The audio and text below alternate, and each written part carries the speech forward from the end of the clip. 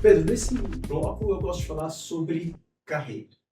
E você tem experiência em diversas carreiras e algumas delas já foram discutidas aqui no podcast.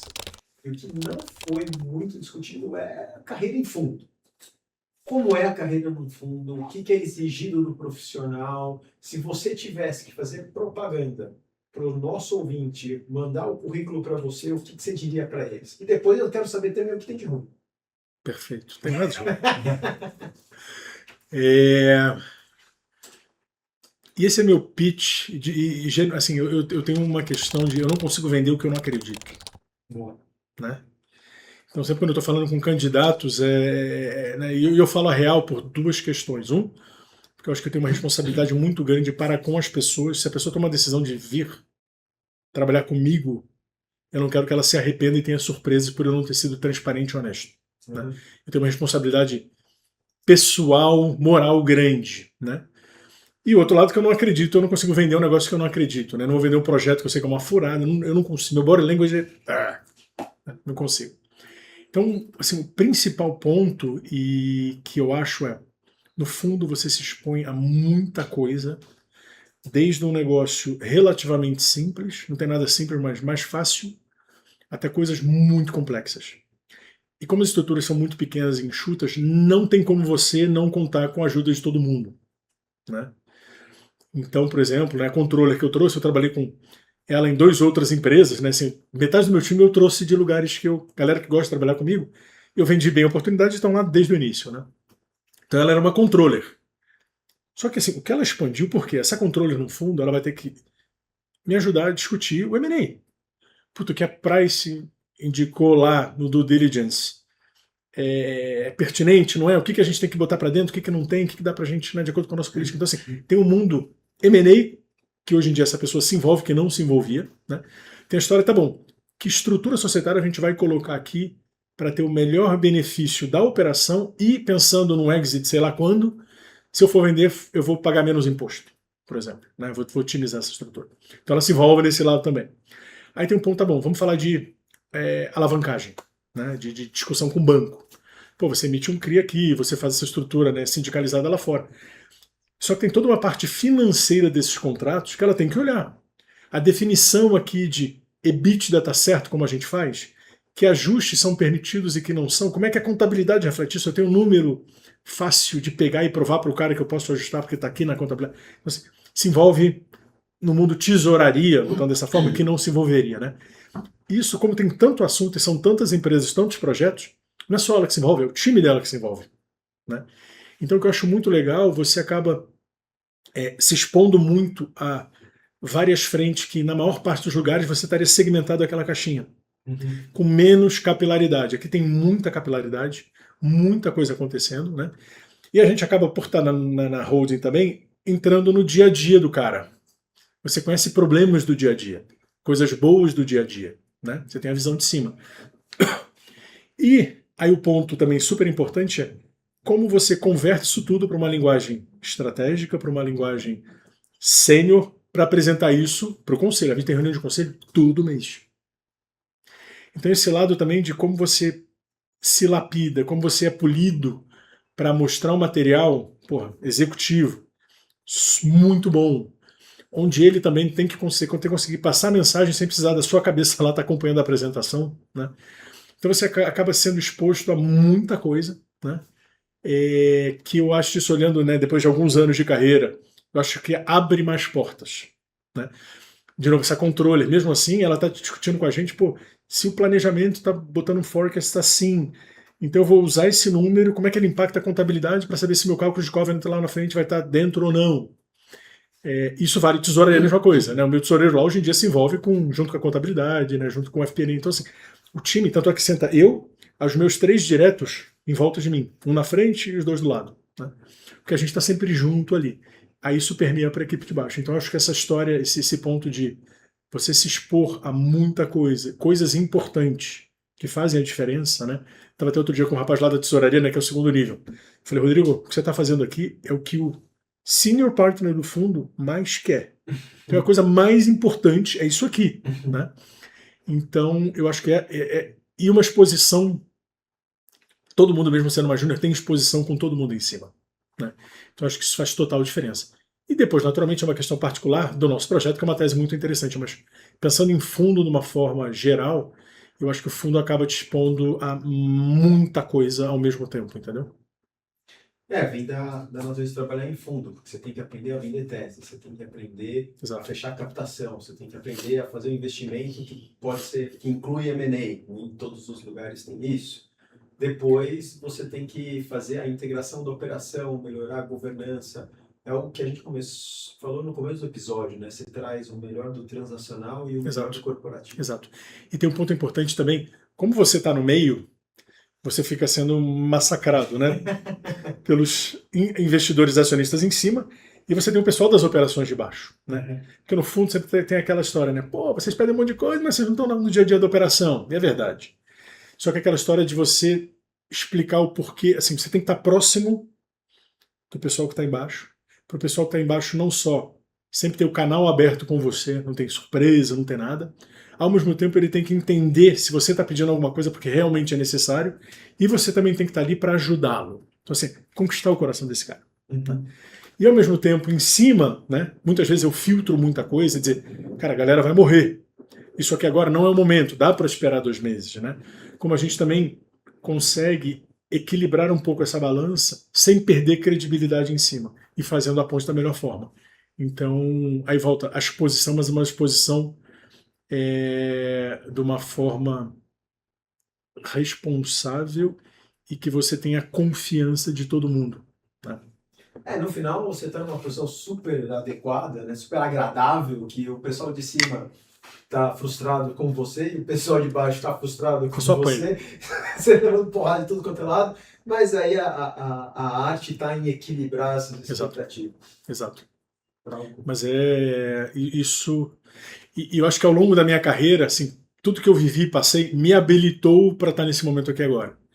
Eu acho que se eu tivesse pulado algum degrau, eu ia sofrer mais, ou ia apanhar mais, né? E cada lugar na minha carreira, eu fui lapidando um skill. Primeiro, mais na parte de planning, FP&A, estratégico e tal. Depois, contábil, organização, SOX, etc. E depois, funding. Isso lá a gente executa tudo, todo dia. Cara, muito legal. Eu convido você a ouvir o episódio com o Valdo Pérez. O Valdo ele foi Head M&A do Deutsche Bank, na minha segunda passagem com o Deutsche Bank. E hoje ele é CFO da antiga CCR. E a conversa com ele foi muito parecida com a conversa que você está trazendo, que é o novo papel do CFO moderno. O CFO moderno, ele é tesoureiro, ele é controller, ele é o financial planner, ele executa M&A, mas ele também participa da estratégia. Ele também está no conselho das empresas. Ele também está discutindo, às vezes, até com clientes. Então, me dá a sua perspectiva do seu papel como CFO do seu fundo, dessa empresa que você construiu. É a mesma coisa, é igualzinho, eu acredito nisso, né? E para mim, e tem um elemento também, eu sempre volto no elemento humano, porque, de novo, eu acho que eu tenho uma responsabilidade muito grande para quem está comigo, né? Então eu fico sempre de olho nas pessoas, pô, você está bem, não está? Muitas vezes eu que reforço os times antes da pessoa pedir. Eu vejo que assim, eu não quero que você abra a janela e pule daqui. Né? Não é uma coisa boa. Exato. Então, assim, tá muito próximo para ter a leitura, é fundamental para você conseguir tirar o máximo da galera. E é muito parecido com pessoas que a gente trabalhou junto no Dodge, aquela história. Eu nunca falo para ninguém, faça um negócio, eu vou para casa. Mesmo até hoje, eu canso de virar à noite trabalhando com a galera. Né? A gente está junto ali e estamos junto. Né? Então, esse lado time, ter as engrenagens certas, rodando da forma certa, no compasso certo, encaixadas, é fundamental. E para isso tem esse lado de como você gerencia isso. E sempre mostrando, né? Tá bom, tá tendo isso aqui, mas, puta, o upside vale a pena. Né? Vai ter mais coisa e tal. O que ele comentou para você é exatamente o que a gente vive. Né? E eu sempre fui, uma característica minha, acho que para você, como se for hoje em dia, né? Uma decisão sua, ele não é só uma decisão de número. Né? Porque para conhecer, assim, ele tem um lado estratégico, para ter o número, você tem que conhecer todas as alavancas, e para conhecer as alavancas, você tem que conhecer o negócio. Então, assim, eu vou visitar armazém, né? Como é que funciona? Não funciona. Estou sempre em conversa, né, com meus pares para entender o que está acontecendo. E a gente tem esse hábito bom no nosso fundo, por exemplo, né? A gente está nessa decisão, como eu te comentei, de, pô, o que a gente faz agora com o capital? Se segura um pouquinho ou continuamos no mesmo pace? Tá bom, se for segurar um pouquinho, a gente tem uma lista de projetos que eu te falei, né? Como é que a gente prioriza isso? É uma discussão que tem entre a gente. A gente primeiro faz no nível corporativo, depois a gente chama esses 4 MDs para debater, né? Como é que a gente faz? Como é que a gente deixa de fazer? Né? Muitas vezes eu tenho reunião com o cliente junto para ajudar a mostrar do porquê a gente está pedindo aquele aumento de preço, por exemplo. Né? Porque fala assim, puta, só a inflação. Não, só que a minha, no meu negócio não é só a inflação. Eu tenho uma inflação de energia, que ela é mais alta. Eu tenho uma inflação de labor, que normalmente tem um spreadzinho de ganho. Então, assim, como é que a gente compõe e prova isso? Por isso que eu tenho essa área agora embaixo de mim. Né? Isso é muito legal, porque eu dou muita aula, como você sabe, e eu estou explicando para o pessoal, tem uma coisa chamada CAPM, tem uma coisa chamada WACC, e aí tem o custo da dívida. As pessoas acham que o custo da dívida é um número, né? Não. Que está lá na empresa. Não, brother, o custo da dívida vem da composição de todas as fontes de financiamento através de dívida. E o que você está me falando aqui, inflação não é o IPCA. Não. Tem um monte de componentes da inflação. Exato. E você está olhando para a inflação do Exato. seu negócio. E o que eu gostaria no futuro, meu sonho de consumo, assim, o time um dia vai chegar lá, porque a gente também está nesse processo, né, de... Ó, fica a dica, time. Você está ouvindo aqui, se eu já falar, fica a dica. Exato. Aonde eles vão chegar? Eu queria poder negociar com o cliente repasse de preço por armazém. Porque mão de obra é diferente, né? Você tem fatores diferentes, preço de energia é diferente. Eu não posso pegar um contrato de um grande produtor de proteína, que eu tenho um contrato nacional, e usar uma alíquota. Porque senão em alguns armazéns eu vou ter um bom ganho, um bom resultado, e outros posso estar perdendo. Então, assim, no futuro, esse time, a gente está mapeando tudo, né? Desde mão de obra, quanto precisa, qual é o trabalho do cara. Isso tudo, naturalmente, a gente está construindo sistemas para poder provar e a gente fazer a alocação correta para sentar e discutir com o cara. Que legal. Né? E essa história de CFO, voltando a um ponto, isso sempre foi uma prática minha desde o início. Né? Como eu sempre tive jurídico comigo, fiscal comigo, né? Por exemplo, jurídico é né? A gente tem a transportadora é caminhão, né? Ação trabalhista e tal. Então, assim, eu peço para o jurídico, né? Mesmo o jurídico não estando na minha caixinha, o jurídico está num par meu, que ele é M&A barra o Legal Counsel, eu falo, tá bom, eu quero ver todas as ações que a gente tem por país. Claro que as mais... Brasil é o principal carro-chefe, outros lugares a gente tem muito menos questões fiscais e trabalhistas, por exemplo. Mas Brasil, todo mundo conhece aqui, fica mais próximo a entender o que eu estou falando. Então eu quero entender, porque para mim não é só entender se a provisão está bem feita, se a avaliação, se é possível provável remoto, quanto tem que provisionar e tal, mas o que está causando isso? Né? Então está causando por quê? Então eu tenho que mudar o meu processo para parar de sangrar. Né? Claro, porque para mim é higiênico, né? Você ter uma provisão correta, isso tem que ter, isso é inquestionável, mas como é que você faz a diferença? Para mim a diferença não faz nessa caixinha de ter a provisão certa. Já passou, né? Já passou, já foi. Cara, onde é que a gente está sangrando? Por que a gente está sangrando? O que tem que fazer? Né? Eu lembro, trabalhei muito em varejo, no varejo isso faz muita diferença. Abordagem em loja de vendedor, assim, uma série de coisas. E aqui eu aplico isso. Né? Porque o caminhão está pedindo hora extra, como é que ele está controlando isso? A gente está obrigando ele a fazer a parada de descanso obrigatória? O vale combustível é suficiente? Enfim, tem uma série de coisas que a gente é obrigado. Né? Aí volta ao ponto de conhecer bem o negócio onde você está inserido, para saber onde tem que olhar e fazer as perguntas corretas. Então, assim, para mim o CFO hoje é isso. E, naturalmente, tem uma equipe, à prova de bala. Né? Porque aí você consegue delegar muito, essa galera tem espaço para agregar, e para mim, nada é forever. Você pode desconstruir, refazer tudo o tempo todo.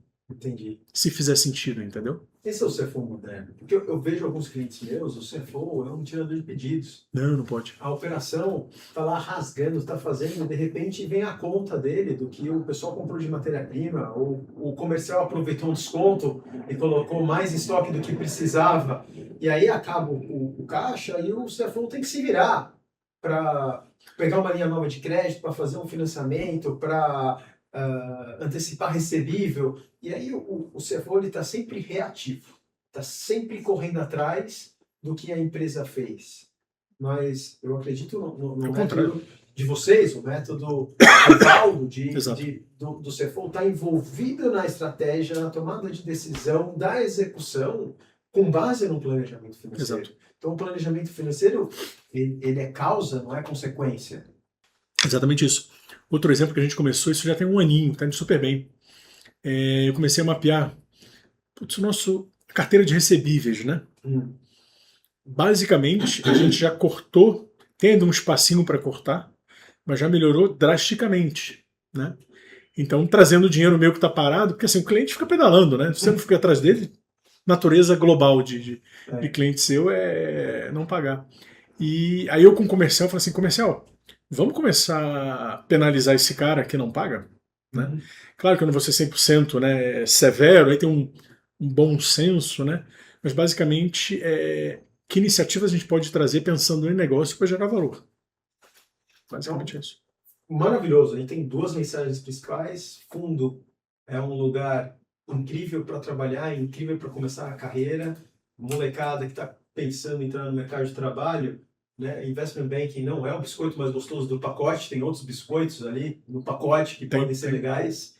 E por que trabalhar em fundo? Eu anotei aqui. Altíssima exposição, muito colaborativo, porque são poucas pessoas, você precisa unir para me entregar. Você tem o dia a dia da holding, que, vamos colocar assim, é mais transacional, mas você tem o dia a dia da operação, que é operação, economia real, e você tem todo esse aspecto de tradução para o conselho de administração, tradução para os investidores, que te faz ter uma visão essencialmente estratégica e a linguagem estratégica. Exatamente.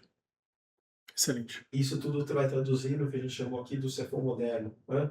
Resumo perfeito. Sensacional, Pedro. Gostei muito desse bloco. Espero que você tenha gostado. Você percebeu como tem poucos negros e mulheres no mercado financeiro? Nós fizemos um programa para mudar essa situação. YouWin Bank, 100% gratuito. Esse é um programa de inclusão de negros e mulheres no mercado financeiro através da educação. Informe-se ou recomende para alguém que possa aproveitar desse.